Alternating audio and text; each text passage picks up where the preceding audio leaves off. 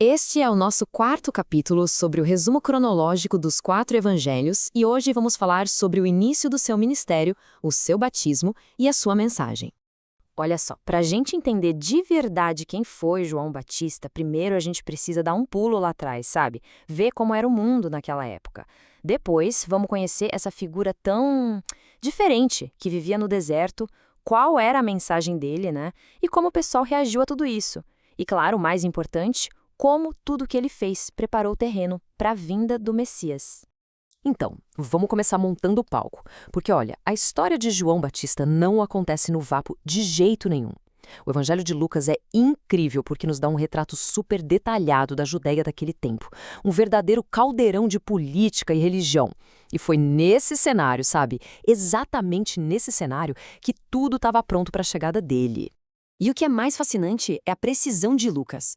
Ele não fala era uma vez, não. Ele diz que a palavra de Deus veio a João no 15º ano do imperador Tibério César. É um ponto exato na história. Então pensa só na situação. De um lado, o poder de Roma, com Tibério e Pôncio Pilatos mandando na política. Do outro, os governantes locais, como Herodes. E bem no meio disso tudo, no coração da vida judaica, Anas e Caifás, os sumos sacerdotes, controlando a religião. Essa mistura toda, essa tensão no ar, era o momento perfeito para aparecer uma voz profética, alguém radical como João Batista. Bom, com esse cenário histórico bem claro na nossa mente, vamos agora olhar para ele, para a figura de João. E nossa, ele era alguém que simplesmente não dava para ignorar. A aparência dele, o lugar que ele escolheu para pregar, tudo era tão forte quanto a mensagem. Ele não era tipo um pregador refinado da cidade, não. Ele era uma força da natureza, uma voz que gritava direto do deserto. E aqui está o pulo do gato para a gente entender a autoridade que ele tinha. A missão de João não era algo que ele inventou na hora. Era, na verdade, o cumprimento de uma profecia muito antiga lá do profeta Isaías. E isso, por si só, já dava um peso gigantesco para tudo que ele falava. Ele não era só mais um. Ele era a voz que o povo esperava ouvir, o cara que ia preparar o caminho para algo muito, muito maior. E o visual dele era o retrato perfeito da missão. Tenta imaginar a cena, lá no deserto da Judéia, perto do Rio Jordão. Um homem com roupas feitas de pelo de camelo, um cinto de couro, e a dieta dele era gafanhotos e mel silvestre. Completamente diferente dos líderes religiosos cheios de pompa lá de Jerusalém, né? Esse estilo de vida já era uma mensagem por si só. Ele era, de todas as formas possíveis, um radical, um cara de fora do sistema.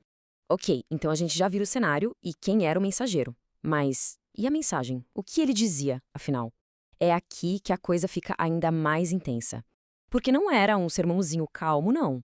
Era um chamado, uma convocação urgente para uma mudança profunda e para já. O centro de tudo era o que ele chamava de batismo de arrependimento. E não era pouca gente, não. Vinha gente de Jerusalém, de toda a região da Judéia, para ser batizada por ele lá no Rio Jordão. E olha, isso não era só um ritual por fazer. Era um ato público, um sinal poderoso de que a pessoa estava ali confessando seus pecados e se comprometendo a mudar de vida, a pegar uma nova direção. E essa frase aqui, arrependei-vos porque está próximo o reino dos céus, era o coração de tudo. Era a batida, o pulso de toda a pregação dele. Era um chamado urgente. A mensagem não podia ser mais clara. Mudem de vida e mudem agora, porque algo gigantesco, o reino dos céus, está batendo na porta. Beleza. Mas e aí? Como é que as pessoas reagiram a essa mensagem tão radical? Agora a gente vai ver isso. Porque a forma como João respondia a cada grupo que chegava era bem diferente. E diz muita coisa. Ele não tinha uma resposta pronta para todo mundo, não. Olha só essa! Quando os fariseus e os saduceus, que eram a elite religiosa da época, apareceram, João não aliviou. Ele soltou essa: raça de víboras, quem ensinou vocês a fugir da ira que está para vir? Pesado, né? Para ele, não adiantava nada eles se orgulharem de serem descendentes de Abraão, a linhagem, a religiosidade de fachada, nada disso importava sem uma mudança de verdade. O que ele queria ver eram frutos, atitudes que mostrassem um arrependimento real. E para deixar a urgência ainda mais clara, ele usou essa metáfora aqui, que é super forte, a do machado. Ele dizia que o machado já estava posicionado na raiz das árvores. Quer dizer, não era um aviso para daqui a 10 anos.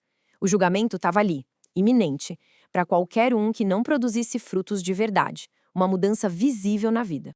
Mas o mais incrível é como o conselho dele era prático, totalmente pé no chão.